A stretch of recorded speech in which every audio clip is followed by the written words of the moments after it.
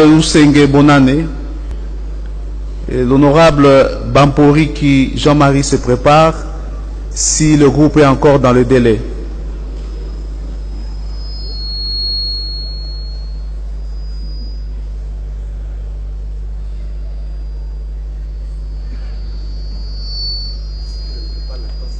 Merci.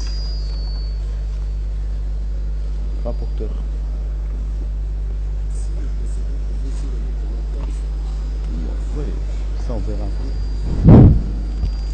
Honorable Président, je sais qu'il y a un problème de temps.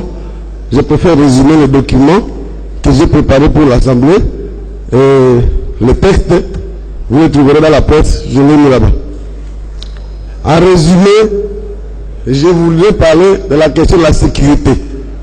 Le Premier ministre, quand il a été désigné, il a promis de résoudre les problèmes de sécurité à l'Est. Notamment, nous attendons le retrait de l'armée monoethnique qui règne en maître depuis plusieurs décennies à l'Est. Nous voulons rappeler que cette armée qui sème la terreur est installée depuis la création de la rébellion RCD. Sous le E+4, la même armée est maintenue.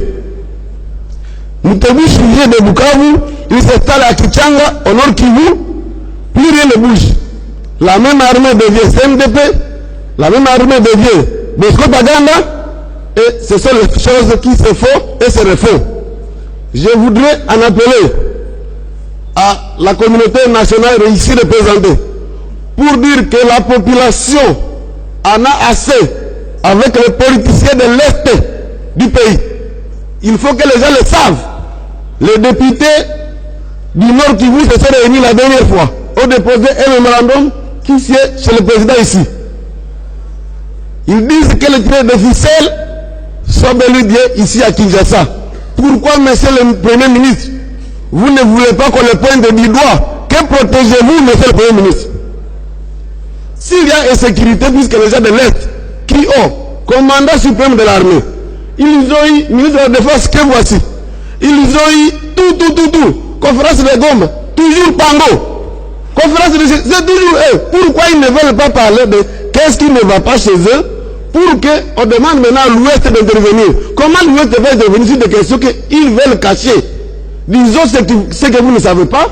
Premier ministre, ouvrez la boîte, qu'on vous dise que tel est dans cette affaire. Qu'on vous dise cette armée mono-ethnique, nous ne voulons pas de tribalisme militaire. Monsieur le Premier ministre, vous entretenez l'armée ethnique sur place pour quel intérêt? Alors, si vous ne voulez pas, dites que c'est votre affaire, vous êtes prêt à vendre le pays. Si c'est ça votre affaire, n'embrouillez pas la nation et dites-le clairement. Nous voulons faire savoir ici que si ce gouvernement ne décide pas de terminer l'affaire, apprenez les militaires mono-ethniques qui sont là-bas, alors, disons-le clairement, vous trahissez la nation. Il ne faut pas qu'on ait peur de vous le dire. Je crois qu'il faut le noter, la nation en a assez avec cette question de tourner autour du pont, quand on vous demande de relever les militaires qui y sont depuis longtemps. Nous sommes prêts à vous dire, tel citoyen qui est ici est dans cette affaire. Vous ne voulez pas qu'on le dise. Pourquoi? Donc, je crois que ce n'est pas nécessaire de dire plus que ça. Je conclue en disant que la ville de Goma, pour tendre la main à l'ouest, a voté contre Villa Kikanda pour lui dire, nous, les gens du Nord qui vous trahissent. Vous de l'ouest, venez nous aider. Demandez à ces gens pourquoi ils trahissent leur pays. Demandez à ces gens pourquoi on soutient les pays voisins à dominer leur pays, mais ces pays voisins-là ne nous aident à rien. Quel est le problème? Je m'arrête là pour dire que si le Premier ministre actuellement nommé, lui n'aura pas d'excuses. Son prédécesseur, on peut l'excuser, il ne connaît pas les affaires de l'Est. Mais lui, il y a vécu. Si, encore une fois, comme le ministre de la Défense, sortant, il a déclaré ici, en réponse à ma question, qu'il va retirer tous ses militaires. Il vient de quitter, il ne les a pas retirés. Vous aussi,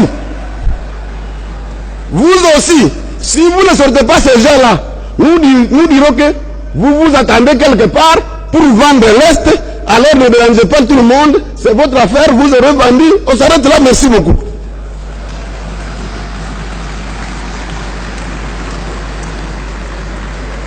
Merci.